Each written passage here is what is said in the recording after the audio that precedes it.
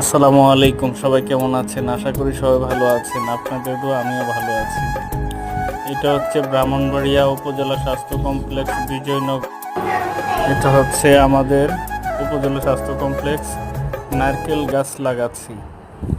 নারকেল গাছগুলো দিয়েছে আপনার কৃষি অফিস থেকে। এগুলো রাস্তার দুনো পাশে নারকেল গাছ লাগাইছি। আপনারা সবাই দেখেন খুব সুন্দর অপূর্ব ভিউ। সম্পূর্ণ পুরোটা শেষ হয়ে সারলে তারপর আরেকটা ভিডিও দেবো, ওটা তো দেখতে পারবেন।